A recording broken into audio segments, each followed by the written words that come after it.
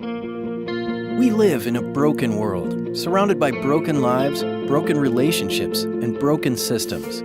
This brokenness is seen in suffering, violence, poverty, pain, and death around us. Brokenness leads us to search for a way to make life work.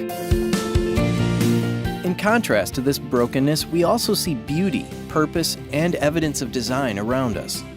The Bible tells us that God originally planned a world that worked perfectly, where everything and everyone fit together in harmony.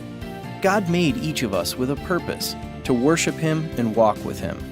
Life doesn't work when we ignore God and His original design for our lives. We selfishly insist on doing things our own way. The Bible calls this sin. We all sin and distort the original design. The consequence of our sin is separation from God, in this life and for all of eternity. Sin leads to a place of brokenness.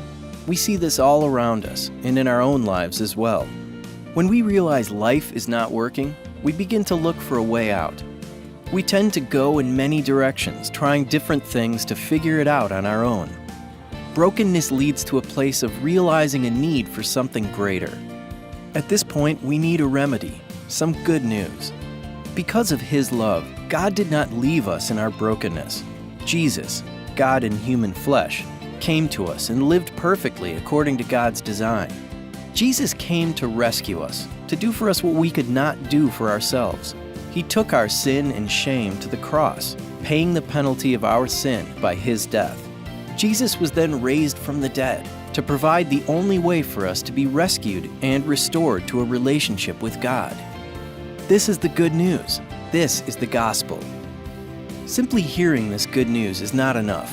We must admit our sinful brokenness and stop trusting in ourselves.